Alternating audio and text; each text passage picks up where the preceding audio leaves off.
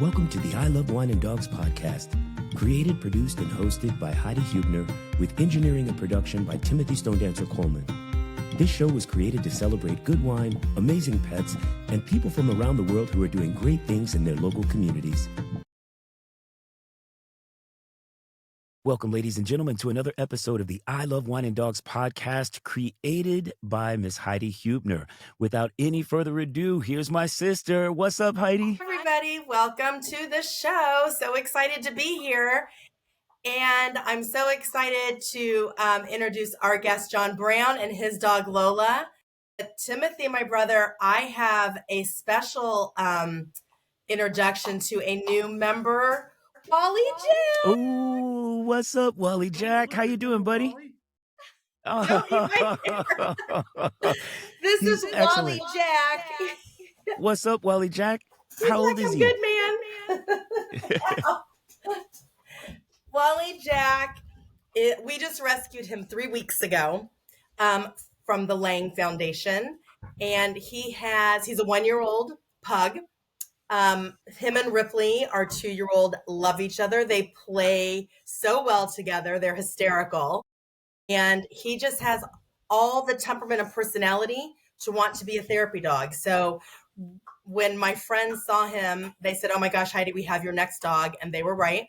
So he is right now we're doing obedience class together, and he just needs to grow up a little bit. But I've been documenting and filming from like the second we got him, just to show like he was a wild child at first. But again, 1-year-old are still puppies, but he just loves people. He loves dogs. He has no fear. He's just super sweet and super smart. So welcome, Wally Jack. Welcome, Wally Jack. I love it. Our new mascot. That's excellent. Well, and I love how you say that you are videotaping the process, because I think, a lot of folks out there in the world, they hear, the slogan, adopt, don't shop, right? And they see our commercials, and, more and more people are catching us on Spotify. But I think a lot of folks also have the question of, what is it going to be like? What should I be doing when I first bring home our new family member? So this is going to be a really great kind of documentary of Wally Jack's beginnings in the house. So we're going to have to also get like a really amazing introduction of Lola as well. Exactly. So I guess I'll introduce Jon, and then Jon can introduce Lola. So Jon Brown is a longtime professional manager and producer in Hollywood, and a major dog lover. He produced such movies as Pompeii, The Poseidon Adventure, Black Beauty, Reboot, and has several other features and TV series in development. And that's just a very small part of what this man has done. He was born into Hollywood royalty in the business, and he grew up in the world of entertainment. He definitely has some good stories to share with us. So hi, Jon and Lola.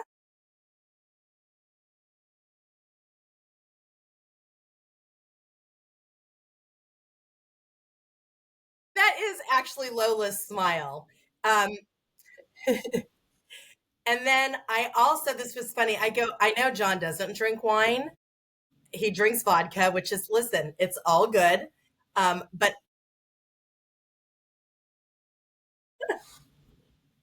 But I said, Jon, I love wine and dogs. So I'm going to introduce our wine of the show.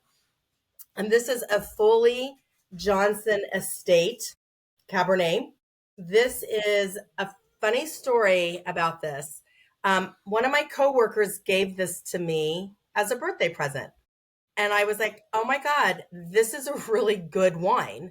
And he said, well, I'm not a wine drinker so much. My son is. I took it from his collection. So rewind before COVID, Stephen and I were out at the Smokehouse restaurant, and there was a table of probably 12 people wine tasting these wines. And I was so intrigued. I went over and said, "Are you guys part of a wine club?" I said, "I don't mean to be nosy, but I love wine." And they said, they are wine members. This is actually in Napa. And they brought back cases, and they were doing a wine tasting in the restaurant. And they actually brought over a glass for me to taste some of the wines. So this puppy right here is about, I think, $130 a bottle. I was like, So I didn't know how much they were, but I thought, wow, for strangers to share some wine tastings with the stranger, that's pretty cool. Well, yeah, definitely. I'd love the part of this. I'd love to hear the part of the story where when the son realized that the bottle was missing.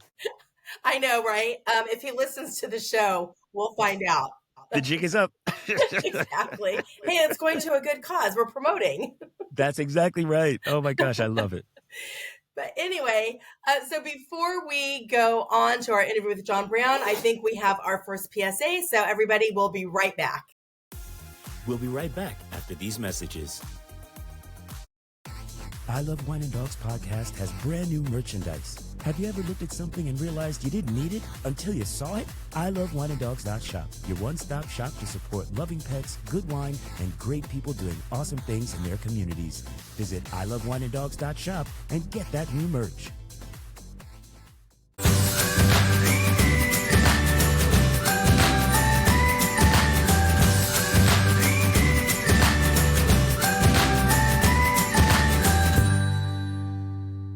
Watch season 1 of I Love Wine and Dogs on Spotify.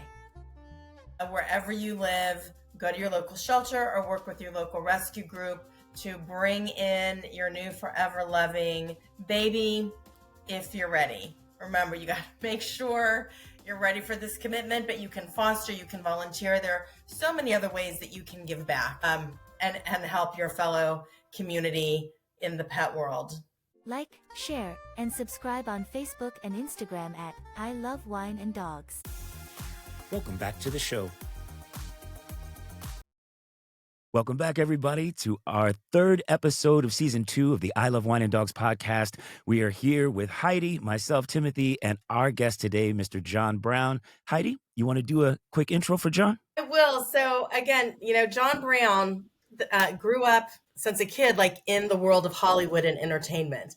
So I just want to start off by asking, what was it like growing up in Malibu in this world? Because I didn't grow up that way in Kansas City.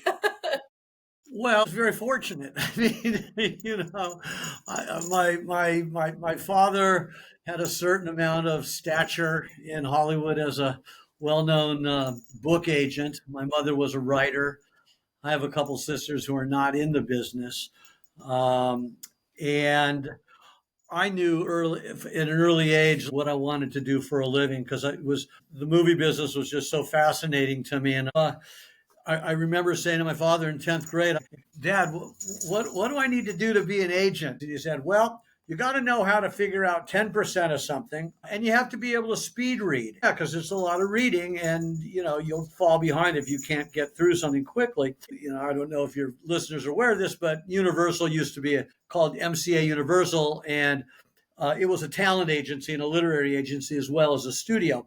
And in 1963, the government came in and said, no, you can't do that. It's antitrust. You can't be a buyer and a seller. So you got to jettison something. And my father, instead of going to another agency, got a little tiny office in Beverly Hills, and he would go to his office and work out of that. And I got my training because he would tell me, you sit on this couch, he'd hand me a bunch of contracts and say, read these and learn how to negotiate a contract. Well, how do you learn how to negotiate? I'm just reading. He said, you'll figure it out.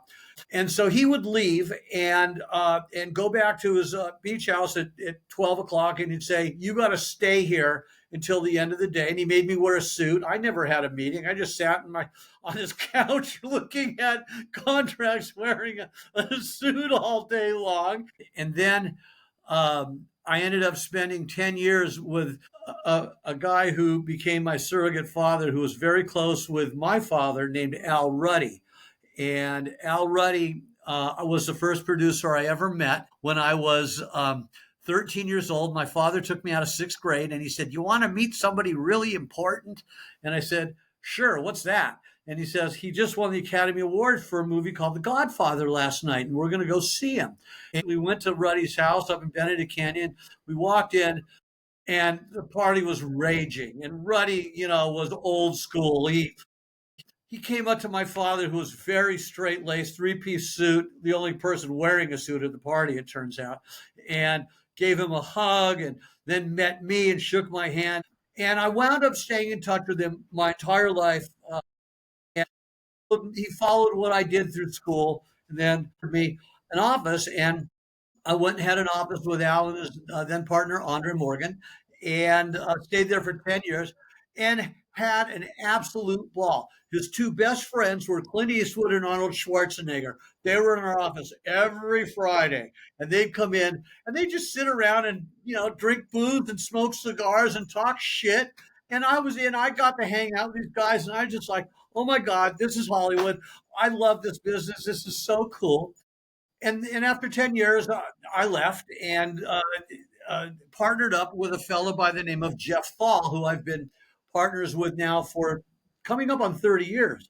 Well, so for our listeners, I just want to say, you just dropped what Heidi and I call $1 million nugget, right? Like these $1 million nuggets, we got to kind of resurface them because the story you're saying is so captivating. I want to make sure people catch that, your mom, as an author, wrote about what she and her children were experiencing, and just the act of doing something that you have full control over is life changing, right? So a lot of folks, I know a bunch of people here in New York City that, oh, I want to be a writer. Oh, I want to be that. I'm like, well, what are you going to write about? Oh, well, I'm having writer's block. I'm like, how is that possible? You go to the park, you take walks, you see people, you experience restaurants. You could be writing all day, every day about anything, but it has to be personal to you because that's what the audience is going to listen to and be drawn to, right, Heidi? We talk about this sort of thing. Absolutely.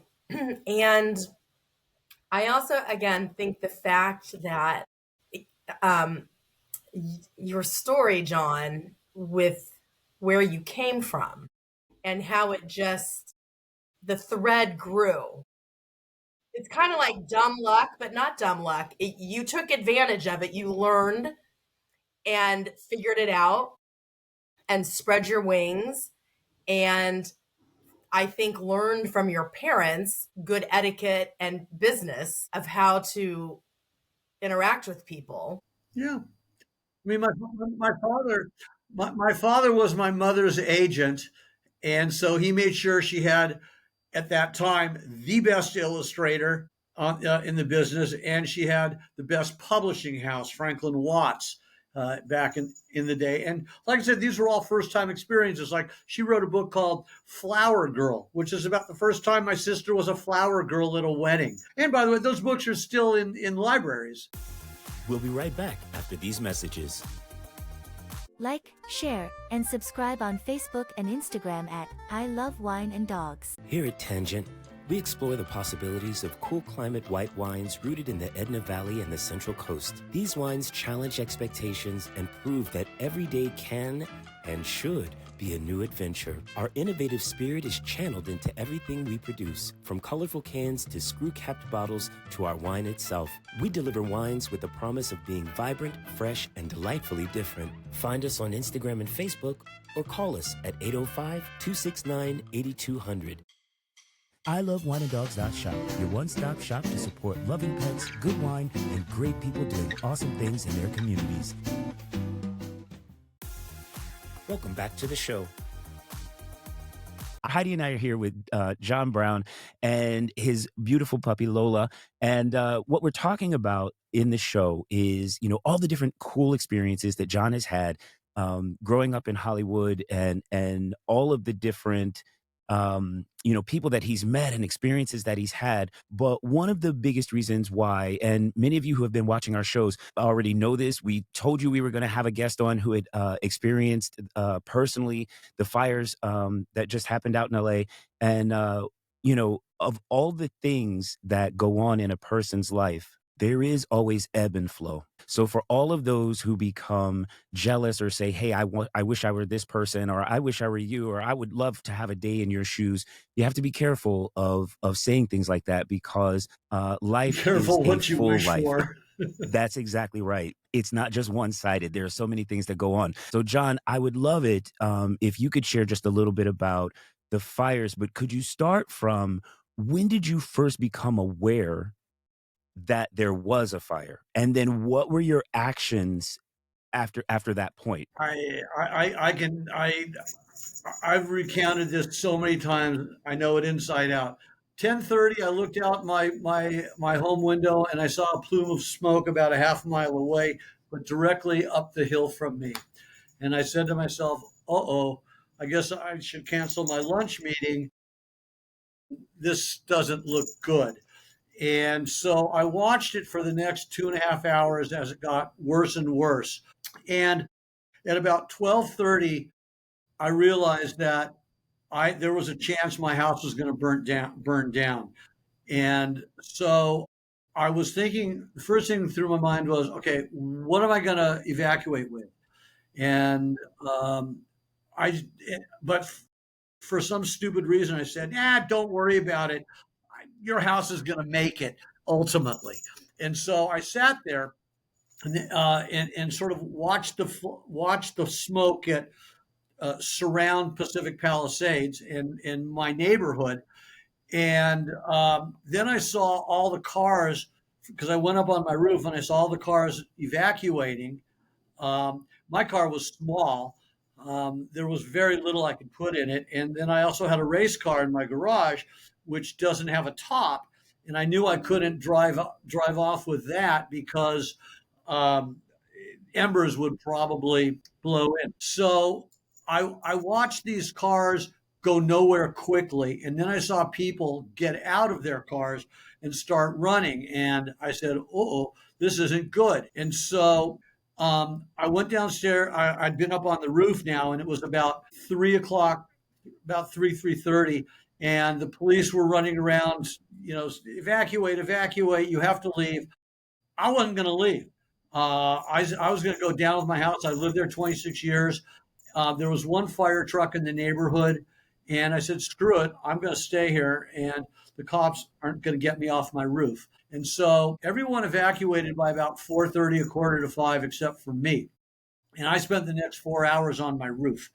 And as you can see by these pictures, it got really hairy.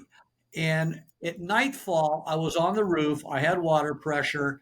I had been blown off my feet by a gust of wind. We had about 65 to 70 mile an hour winds. And I started to be blown over the edge of my roof and 20 feet down onto concrete. And I immediately flashed on the fact that 3 years ago, I had a very serious accident and I fell off a cliff in Malibu, nearly died, and had to be airlifted out. They couldn't rescue me normally. And I didn't want to go through that again. And as I was tumbling off my roof, and I was trying to figure out how am I going to stop, I shoved my arm into the rain gutter, cut the piss out of my arm because I didn't have a shirt on. I had a short sleeve shirt on, but I stopped myself from rolling over the edge. And I shimmied back up to the top of my roof. My hose was there. And I crouched down and I started hosing down my roof because embers were now starting to blow onto my roof. None of the houses around me were on fire. These are embers that were blowing from like several hundred yards away. And then I got off my roof and I walked down the street and around the corner, and you'll see these pictures of 200-foot tall flames that are about 100 yards away from me. And it was just me and two street workers standing there in awe, just wondering, what are we going to do? This is insanity. It was scary. It was really, really scary. And I realized that I better get home and put some stuff in my car and get ready to bail. And so I did that. And at about 9 o'clock, the palm tree across the street from me went up in smoke, went up in flames, big gust of wind. I got showered with burning embers. I couldn't put them out fast enough on my roof. So I said, okay, I'm gone. I grabbed Lola. I grabbed my picture of Jerry Garcia. I grabbed my medicine and I grabbed my passport, got in my Volt, and I left. And I was able to get around all the cars that had been left on the street, which subsequently got bulldozed off the street by, if you saw that on the news, that was right around the corner from me. And I couldn't get out of the Palisades. Every street was blocked or completely closed off. And I was the only residential automobile. And I went to Temescal Canyon, and where Pali High was on fire. I couldn't get down Temescal to PCH, and I couldn't go east of Temescal on Sunset because everything was on fire already. So then I turned around, went west, and tried to get down to PCH off Sunset to the very end, went west. Couldn't do that. So now I'm saying to myself, holy shit, what am I going to do? I can't get out of here. What am I going to do? And then I remembered that the Bel Air Bay Club had a back entrance. And I said to myself, I said, Self, I bet no one's guarding that. And so I jammed down to it, and it was just maybe a dozen cop cars that had staged there. And I blew by them really quickly. No one wanted to chase me or anything. There was a couple small fires around the parking lot at the Bel Air Bay Club. I went down to the Bel Air Bay, and I went down and I got to PCH, and I was the only car on PCH. All there were fire trucks, EMS, and cop cars. I saw fire trucks going north on the bike path, which is not on PCH, because there was so much debris in the road on PCH. There were telephone poles that had been on fire and wires that were whipping around in the wind. I mean, it looked like an apocalyptic, cataclysmic thing. And it was nuts. I shot a lot of footage. I'm selling that footage right now to Channel 4 in London because they heard about it. And I did a lot of posts on Facebook. For me, it was very, very cathartic. And I gave a very detailed play-by-play. And I had a lot of people, many hundreds of people paying attention. And I drove down, I took movies of myself weaving in and out of north and southbound lanes because there was wood burning on the road. It was like, driving through a movie set. And I got to PCH and Chautauqua, where Patrick's Roadhouse was. And if you'll see by one of the videos I'm sending you that all there was parked on the side were 24 fire trucks lined up waiting to go somewhere. I have no idea. And I just pulled over on PCH, turned on my emergency blinkers, grabbed Lola, who was sort of wigging out, and I was sort of wigging out. And then 7 cop cars pulled up in back of me, the big SUV ones, and no one got out of their cop cars. They just were on my tail. And I was saying to myself, what are they doing? So I got out of my car. I walked up to one. I had on my dark glasses. It's pitch black out, but the smoke was so bad, and I didn't have glasses. I just had my goggles. And I walked up to a cop car and rolled down the window, and he says, "Are you all right, sir?" And I go, "No, I'm not all right. I think my house is burning down right now, and my dog and I have nowhere to go. Would you mind if I just stayed here? I'm not going to go to sleep. I'm just going to leave my emergency blinkers on, and I want to stay here overnight until I can figure out what the hell I'm going to do." And they said, "We'll let you stay here for another hour." At this time, it's about 10:15. And so I stayed for a half hour and then continued driving down PCH, past all the fire trucks you've seen in this video. And I had nowhere to go. So I pulled over again. And the only thing I could think of was to call my lawyer.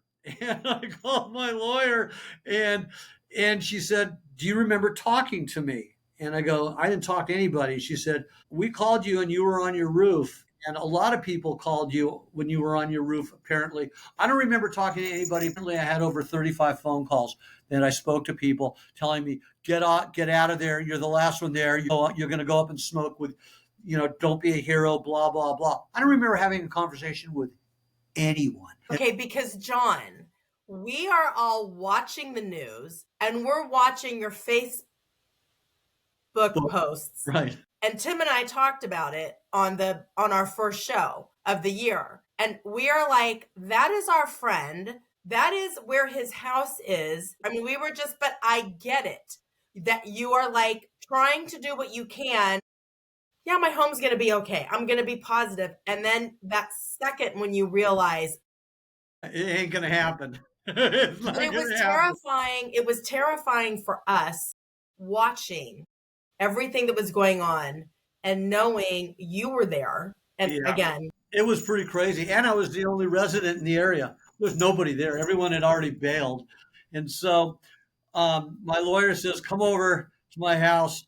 You'll stay here." I go to her house, and I'm a huge deadhead, and I lost a lot of original stuff from the dead and artwork and stuff like that. Um, and and I went on to Facebook to a Facebook page I belong to called the Dead Lot, Dead LOT, and it's for artisans. It's for people that make art out of cups, and they make drink coasters and tie-dye shirt, tie-dye, all that stuff. And they bring it to dead shows to sell. And I posted that picture of me and Lola. And I said, I lost everything in the fire. All I want to do is buy. I didn't ask for anything. I said, I want to buy a set of coasters for the house I'm now living in. And I'm willing to pay for it. The post I made, I got 1,400 letters from all around the world saying this is a horrible story, because I went into detail and what had happened. It wasn't like 3 seconds and I'm paraphrasing like I'm doing now. I really got into it because for me it was very cathartic. And people said, we feel so bad for you. And the next thing I knew, I have more Grateful Dead clothing that has been sent to me for free from artisans than I have regular clothes now. And I don't wear this stuff 24/7 at all. I wear it once in a while when I go see a show. I have 13 sets of coasters. I've got 5 sets of crystal cut glass with Dead logos.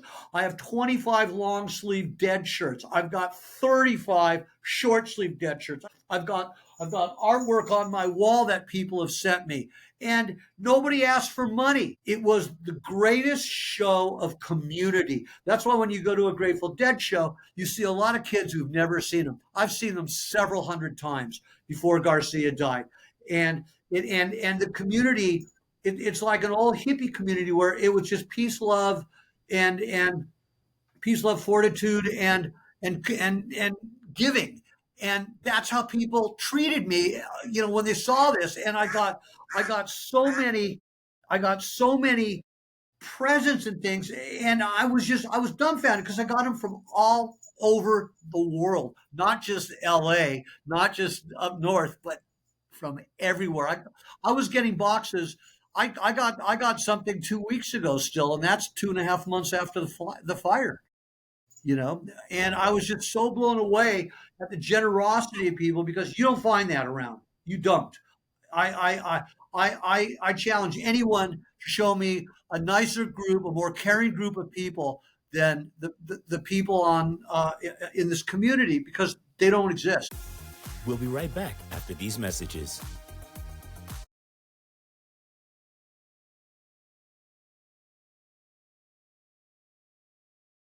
There are only a select few relationships that can ever come close to that of grandmother and her grandchildren. Such is the case with Journey and her grandmother. Journey and her granny love each other dearly. Journey looks up to her grandmother in every aspect of her life, a love reciprocated with her grandmother's every action. If it is something as little as a new crayon box, Granny always is excited for her little Journey, as she means the world to her. This book is about such relationships, pure and delicate as one that's with Journey.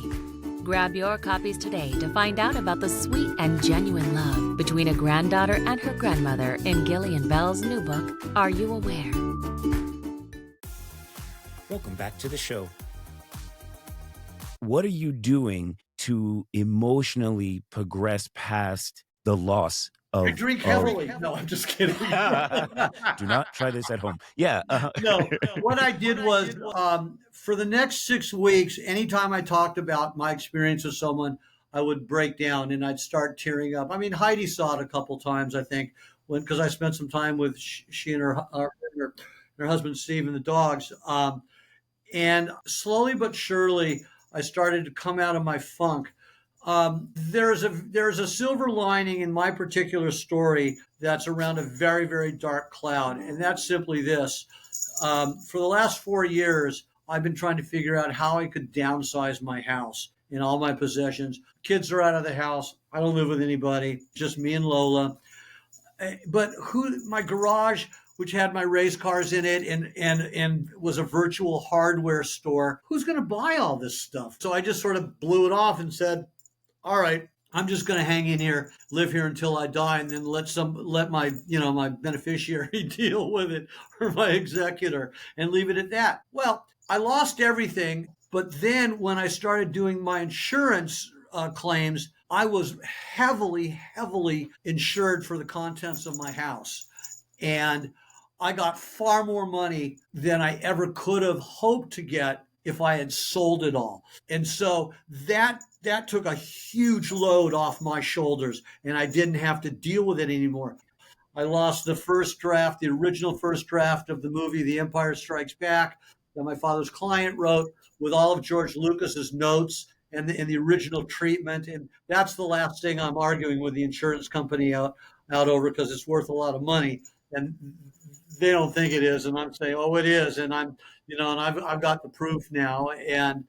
But I lost all that stuff, and you can't get it back.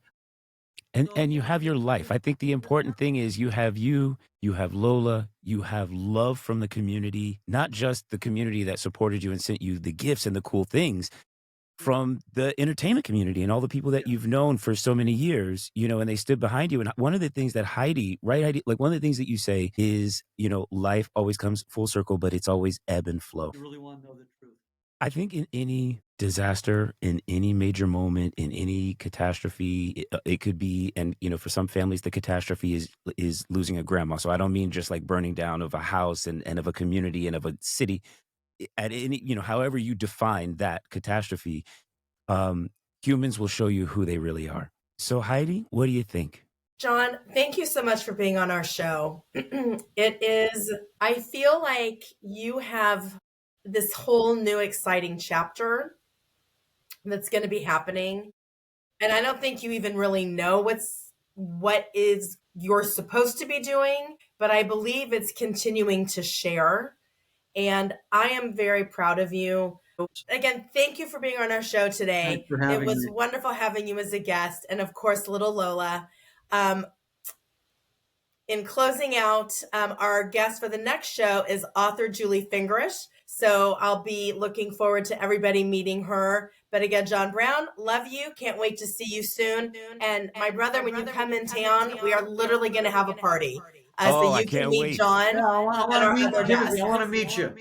Yeah. I want to meet you too. Thank you so much. I appreciate that. Thank you so much for being on the show. And, for all the folks who are watching, you just got a treat. And you can find us not only on Spotify, you can find us on Facebook and Instagram, all one word, I Love Wine and Dogs. And we will see you at our next episode. Take care. Bye. Take care.